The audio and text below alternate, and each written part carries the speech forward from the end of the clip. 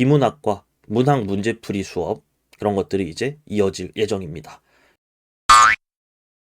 안녕하세요. 구원서 박민석입니다. 오늘 영상의 주제는 고전시가 이것에 집중하라 라는 조금 웅장하고도 조금 오그라드는 제목으로 돌아왔습니다. 고전시가 굉장히 중요한데 많이들 어려움을 느끼죠. 학년이랑 별로 상관없는 것 같아요. 모든 학년한테 중요하고 모든 학년한테 어려운 내용이니까 요거 준비해서 가면 딱 좋겠다 싶어서 준비해서 왔고요. 실제로 많은 학생들과 상담을 하고 질문을 받고 하는데 고전시가 관련 어려움을 토로하는 그런 친구들이 많이 있어서 요거 도움 되겠다 싶어서 준비해서 왔습니다. 이전에도 비슷한 영상을 올린 적이 있었는데 조금 더 업그레이드된 내용으로 돌아왔으니까 함께 한번 보자고요. 첫 번째, 아는 것에 집중하라. 구독, 좋아요. 고전시가를 포함해서 어떤 내용들을 만날 때 우린 두 가지에 집중할 수 있어요. 당연한 거죠. 우린 일반적으로 어디에 집중하게 될까요? 특히 고전 문학을 읽을 때 불행하게도 요 녀석에 많이 집중을 하게 되죠. 나 이것도 몰라 저것도 몰라 나 모르는 작품인데 하는 생각에 빠져서 할 수 있는 것들을 안 해요. 실제로는 할 수 있는 것들만 모아서 결국 해내면 사실은 현대시 어려운 것보다 고전시계가 훨씬 더 쉬운 경우도 많이 있는데 그런 것들을 놓치고 문제를 못 푼단 말이죠. 예를 들어 한 작품 준비해 왔는데 그냥 어떤 문제 세트에 있었던 일부예요. 나라고 되어 있죠. 가도 있고 다도 있었어요. 문제에서 선택지 하나만 딱 가지고 왔어요. 나에 대한 거니까 이 작품만 보면 될 거예요. 한번 일단 읽어보세요.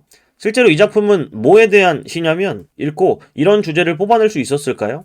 시조는 공부해야 된다고 많이 이야기를 하죠. 주제별 시조 공부가 중요하다라고 해서 이 영상에 같이 올라가는 파일에는 이전에 올렸던 주제별 시조 정리 하는 해설 파일을 한 번 더 올려드릴 겁니다. 그거 가지고 공부하는 게 일단은 필요하다라고들 말해요. 공부해서 알고 있는 작품이 되어야만 합니다. 그래야 이 정도의 해석을 할 수 있죠. 이 작품은 사실은 늙음에 대한 탄식이란 주제에 포함될 수 있는 그런 작품이 되는데요. 여기에 내용은 뭐냐면 바람이라는 걸 원해요. 얘는 뭐 한 거냐면 봄 산에 눈을 녹인 것이거든요. 눈을 녹인 바람이 왜 필요한데 눈을 녹여서 굉장히 파릇파릇한 그런 이미지를 만들어낸 장본인이 바로 바람이란 말이죠. 근데 시적 화자는 귀 밑에 뭐가 있냐면 흰 머리가 있어요.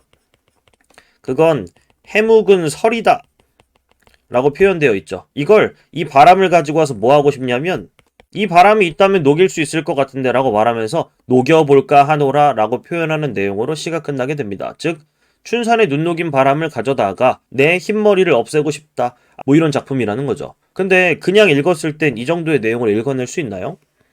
아는 것이 많다면 그 아는 거에 집중해서 그냥 풀어낼 수 있어요. 근데 그런 게 아니라면 우린 이런 상황만 만나게 되죠. 이런 시인 걸 알 수가 없다 이거고요. 기본적으로 보면 춘산의 눈 녹인 바람 건듯 불고 간데 없다. 건듯? 뭐지? 이거보다 먼저 시작되는 건 이 작품 뭐지부터 출발하긴 하겠죠. 적은 듯 길어다가 불리고자 말이 우의 귀 밑에 이거 뭐라고 해야 돼? 이거 뭐야? 귀는 알겠는데 설이 녹여볼까 하노라 요 정도? 물음표만 하루 종일 뜬단 말이죠. 모르는 작품이야. 그리고 이 말도 모르고 이 말도 모르고 이 말도 몰라. 그런 다음에 이제 물음표만 잔뜩 뜬 상태에서 이 선택지를 읽는 거예요. 이 선택지 한번 판단해 보세요. 나의 춘산에 눈 녹인 바람은 화자가 처한 현실을 가리키는 것으로 바람은 극복의 대상으로 설정되어 있군. 그런가? 하고 넘겨요. 근데 그 순간 이 문제는 절대 풀 수가 없어요. 왜? 이 문제는 적절하지 않은 걸 찾으라는 문제였고요. 답은 3번이었거든요. 아니 이 시조를 모르는데 이 문제를 어떻게 푸나? 이게 뭐가 쉽다는 거야? 해볼까요? 아는 거에만 집중한다면 이렇게 할 수 있어요. 일단 첫 번째 가장 좋은 시나리오는 이 시조를 안다. 그러면 그 아는 내용에 집중해서 얘를 읽어내면 그만이었겠죠. 근데 만약에 모른다고 할지라도 그 상황에 맞게 아는 것에 집중하는 태도는 필요할 거예요. 춘산의 눈 녹인 춘산의 눈을 녹였다고 그런 바람까진 아는 거죠. 건듯 모르겠어? 버려요. 그 순간에 모르겠다면 어차피 이건 나에게 도움되는 정보가 아니니까 바로 버려야 돼요. 불고 간데 없다. 간대에 대해서는 읽을 수 있는 사람도 있고 아닌 사람도 있을 거예요. 세모라고 한다고 할지라도 요거 춘산의 눈 녹인 바람 녹이고 있는이 아니라 이미 눈 녹인 과거에 녹인 그 바람이 지금은 있대요 없대요? 바람이라는 건 춘산의 눈 녹인 것 그리고 지금 없는 것 이건 아는 걸로 뽑아낼 수 있어야죠. 집중한다면 할 수 있어요. 그 다음 어때요? 적은 듯 모르겠어. 빌어다가 알 수 있었으면 좋았는데 근데 얘도 세모일 것 같아요. 빌려다가 정도긴 했거든요. 불리고자 말이 우의. 솔직히 모를 것 같고요. 머리 위에 불리다, 불게 하고 싶다 이 정도의 의미였는데 모르면 뭐 어쩔 수 없죠. 그 다음 귀 밑에 해묵은 서리를 녹여볼까 하노라. 녹여볼까 하노라. 얘도 아마 세모 정도가 될 것 같네요. 아무것도 모르겠다 쳐요. 바람에 대해서 알 수 있는 건 그래도 요 정도는 될 것 같아요. 춘산에 눈 녹인 것이고 지금 없는 것이다. 요 정도. 그 다음 얘를 볼게요. 3번. 나의 춘산에 눈 녹인 바람은 화자가 처한 현실을 가리키는 것으로 일단 안 되죠? 왜? 지금 없는 것이면 화자가 처한 현실이 될 수 없어요. 일단 틀렸어. 그 다음 바람은 극복의 대상으로 설정되어 있군. 현실로서 극복하려고 하는 무언가, 즉 나에게 무언가 계속 영향을 줘서 내가 그걸 이겨내고자 하는 무언가가 된다. 지금 없는데 어떻게 영향을 주죠? 답은 3번. 이렇게 되는 문제였던 거예요. 아는 것들만 모으면 문제를 풀 수 있어요. 그리고 나서 그 다음이 중요해요. 몰랐던 것.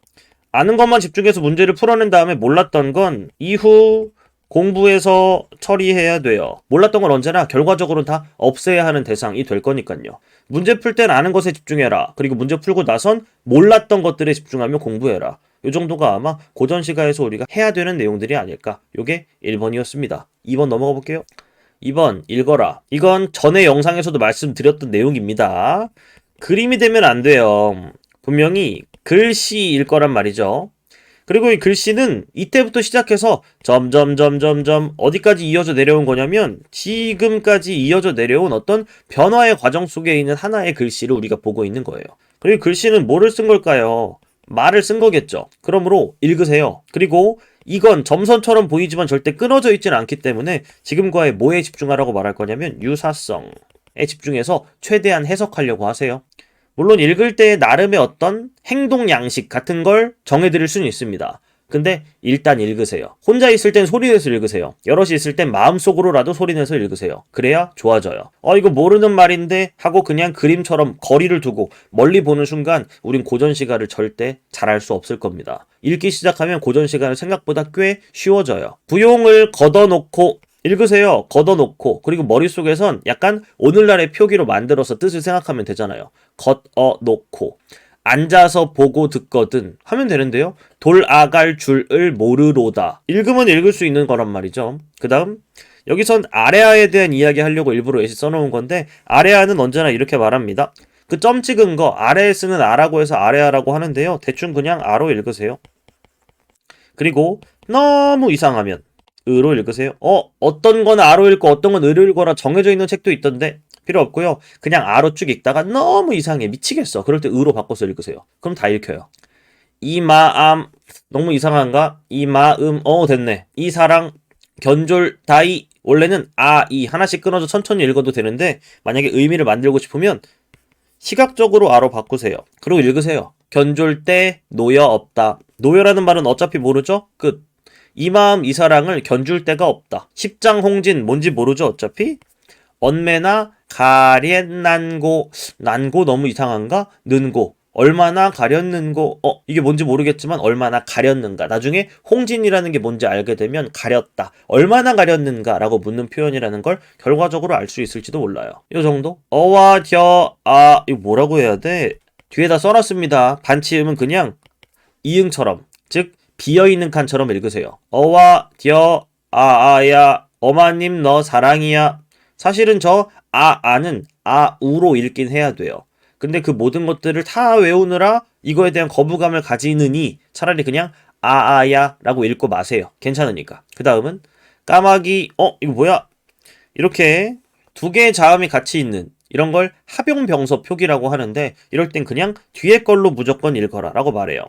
뒤에 걸로 읽되 곱하기 2 한 표기로 읽으세요. 싸호난 너무 이상한가? 싸호는 백로야 가지마라. 강간에 누워셔 강수 보는 뜻은 실제로 얜 뜻은에 해당하는 내용이었으니까 뒤에 걸로 된 소리를 읽어주면 딱 좋은 그런 표기가 되겠죠. 자꾸 읽으세요. 그리고 요거 중세국어식엔 뭐가 없었다고 얘기하냐면 국외음화라는 게 일어나지 않았다라고 얘기하는데 그게 오늘날은 일어나서 일어난 대로 우린 쓰고 읽고 생각하고 있을 거예요. 그래서 디귿 티읕에 이가 결합되어 있다면 얘는 지읒 치읒으로 바꿔서 한번 읽어보는 것도 좋겠다. 물론 그게 너무 귀찮다면 안 해도 돼요. 그냥 읽고 유사성을 생각해 보세요. 추풍에 디는 잎 추풍에 디는 잎 이러면 돼요. 근데 의미를 조금 더 생각하고 싶어? 지는 잎 뭐 이런 거죠. 어이하리요 자꾸 읽으세요. 그 다음 강호에 여름이 드니 니은과 이가 결합되어 있다면 니은은 그냥 없는 것처럼 읽어보세요. 여름 해도 되고요. 의미를 좀 더 생각하고 싶으면 여름이라고 하세요. 끝이에요. 그게. 얘도 똑같죠. 이 말쌈 혹은 말쌈이라고 있는 것부터 시작하세요. 이띠 말오 배호고야 마로링이다 마로이다 뭔지 모르겠지만 배우고야 말겠다 뭐 이런 건가? 이런 거. 자세한 내용은 여기에 넣어놨죠. 옛날에 읽었던 내용인데 한 번 더 보고 공부해서 끝내시면 좋겠다 하는 마음에 한 번 더 넣어놨습니다. 예시들 많이 있고요. 이전 영상에서 하나씩 읽어드리고 있으니까 다시 보는 걸 추천드리겠다. 이 정도입니다. 3번 주제 찾기에 집중하라. 아는 거에 집중하고 자꾸 읽으면서 결국 우리가 찾아야 되는 건 그냥 대충의 주제예요. 현대시처럼 엄청 심오한 주제가 있지 않거든요. 북찬가 알아요? 안다면 너무 공부 잘하고 있는 거고 모른다면 괜찮아요. 지금 해보면 되니까. 어느 정도라고 보면 될까? 이 정도까지 읽으면 누구나 주제를 알 수 있게 됩니다. 뭐까지 잘 보면? 어휘풀이까지 잘 보면. 어휘풀이는 무슨 뜻일까요? 이걸 모르면 읽기 힘들걸? 알려줄게. 이 정도잖아요. 그럼 다 활용해서 읽으시면 돼요. 여기까지 읽고 주제가 뭔지 영상 멈추고 한번 생각해보세요. 힌트는 누구 보고 싶어함. 정답 공개합니다. 효라든지 부모에 대한 그리움이라든지 있어 보이는 말로 바꿀 필요 없어요. 대충 어머니 보고 싶어 하네. 그 정도면 돼요. 주제를 찾았다고 해서 뭐가 달라지는데 이젠 그 주제를 생각하면서 주제가 바뀌는 부분이 있나? 그거만 생각하면서 읽으세요. 뭐에 집중하면서? 아는 것들을 모으면서. 아는 것들인데 분명히 얘는 주제가 이거 어머님 보고 싶어 하는 건데 갑자기 임금님 얘기하네? 뭐 이런 거 나올 수도 있잖아요. 나오면 거기만 표시하세요. 그런 부분 거의 없어요. 나오면 엄청 특이한 그 부분들이니까 먼저 찾은 이 주제랑 그 특이하게 달라진 부분들만 모아. 그럼 작품 전체가 될 거예요. 내가 모르는 내용이 이렇게 많은데 뭔가 숨어 있는 거 아니야? 모르는 내용은 어차피 못 찾잖아요. 집중하지 마시고 아는 것만 모아서 주제만 대충 뽑아내세요. 먼저 이 작품의 주제는 이거야 라고 뽑아낼 수 있을 때까지 읽어서 뽑아내세요. 그런 다음에 그 주제가 바뀌나 그 주제가 배신당하나만 생각하면서 쭉 읽는 거예요. 얘는 실제로 부모님에 대한 그런 그리움을 이야기하는 작품이고요. 얘의 특징은 충성심에 대한 이야기를 하지 않고 어머니에 대한 그리움만 하루 종일 얘기한다. 이게 실제 특징이에요. 주제를 찾았나요? 찾았다면 문제에서 보통 어떤 걸 많이 물어보냐면 요 구름은 어떤 의미게? 이렇게 물으면서 그냥 주관식으로 묻지는 않을 테니까 이런 의미야 저런 의미야 라고 낚시를 많이 하면서 문제를 내죠. 이 구름의 의미를 읽어내는 방법도 간단합니다. 어떻게 읽을까요? 먼저 주제를 생각하세요. 주제는 뭔데? 어머니 보고 싶음. 보세요. 따르고저 뜨는 구름. 따르고저의 뜻을 모르겠어 라고 생각할 수 있죠. 근데 그건 어휘풀이를 제대로 안 본 사람들의 모습이에요. 여기 써있던데? 꿈을 둘러 향시과저. 꿈을 둘러서 똑같은 내용이죠. 상시, 평상시처럼 과저 하고 싶구나. 뭐뭐하저 뭐뭐하저 하는 건 다 하고 싶구나 정도의 의미인가 보다는 했어야죠. 아는 거에 집중해서 읽으려고 했다면. 얘는 뭐예요? 따르고 싶구나 뜨는 구름. 어머니를 보고 싶어 하며 따르고자 하는 것. 그게 구름이에요. 그 다음 또 하나. 남천으로 닿는구나 이랬어요. 닿다 라는 게 흘러간다 어디로 간다 라는 거의 의미를 알긴 알아야겠지만 저 하나 이야기해 볼게요. 이 사람 고향 남천인 듯? 맞죠? 주제 찾고 그거에 따라서 읽어내면 아예 그냥 글자들이 쭉쭉 떠다니는 것처럼 보이던 그런 녀석들도 우리가 읽어낼 수 있는 것들로 바뀔 거예요. 흐르는 내가 되어 집 앞에 두르고죠. 아, 집 가고 싶다는 얘기구나. 나는 듯 새가 되어 창전해가 논일고죠. 창전 아마도 집에 있는 것일 듯. 내 마음 헤어하니 놓친 정사 일러 무엇하리. 놓친 늙은 부모님 얘기하는 건가? 추측해보면 또 다 맞고. 주제가 이거니까 이거 아닐까? 라고 추측하는 과정으로 그냥 보면 되잖아요. 완전 바뀌어버린 갑자기 새로운 내용 이런 것들이 등장하지 않으면 그냥 주제로 쭉 밀어가면서 읽는 거예요.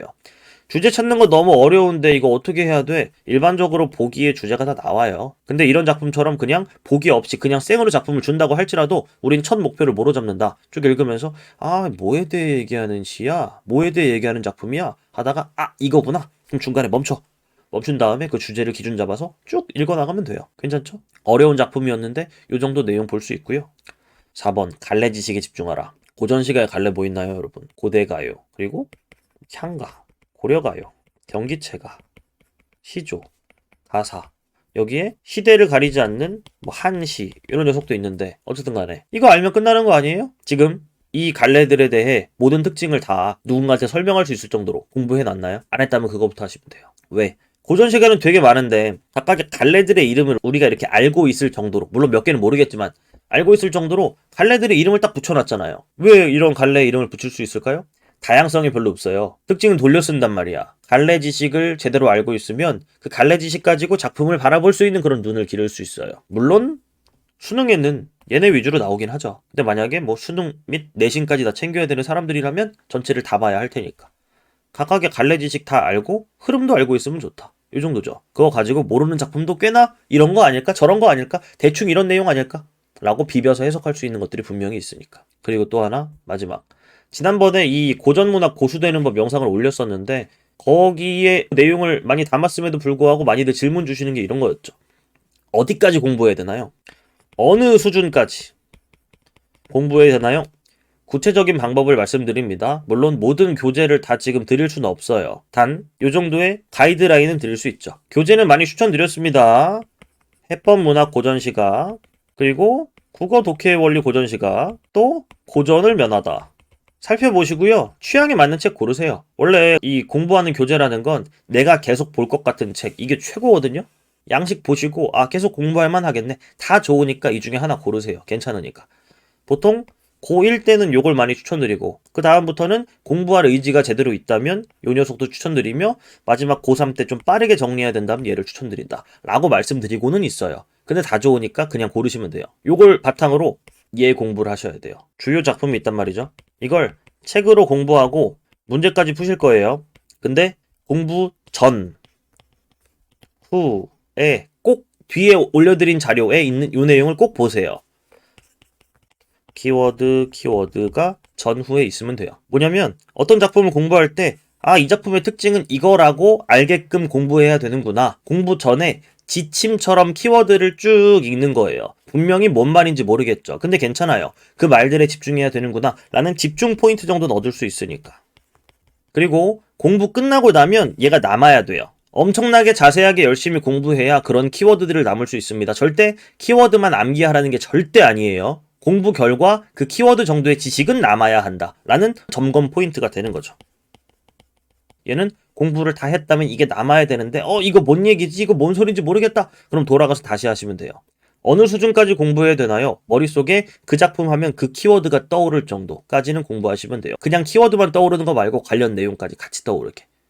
이런 내용이 있으니까 이런 키워드를 얘기했겠지 라고 납득할 수 있게 그렇게 준비해 주시면 좋아요. 그럼 공부 끝난 거 맞아요. 갈래 지식, 키워드, 그리고 대략적인 작품의 본문까지는 드릴 수가 있기 때문에 그런 것까지는 제가 자료를 만들어서 이렇게 실어놨습니다.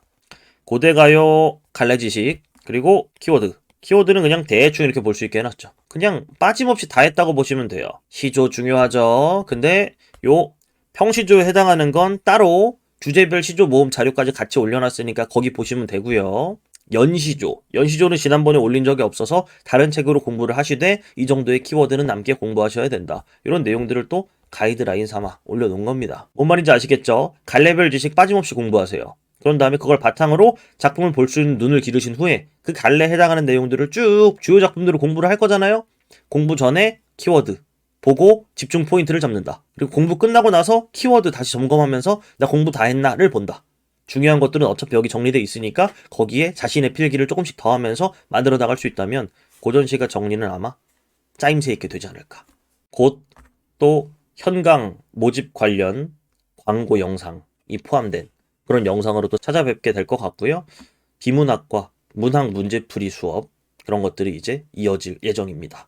1년 커리큘럼 전체를 궁금해하시는 분들도 있을지 몰라서 같이 안내 드리는 걸로 해서 조금 웅장한 광고로 돌아오는 걸로 하고 오늘은 여기까지 하겠습니다. 나름 도움 많이 되는 그런 영상이길 바라겠고요. 저는 여기까지 할게요. 안녕. 다음 영상에서 만나요.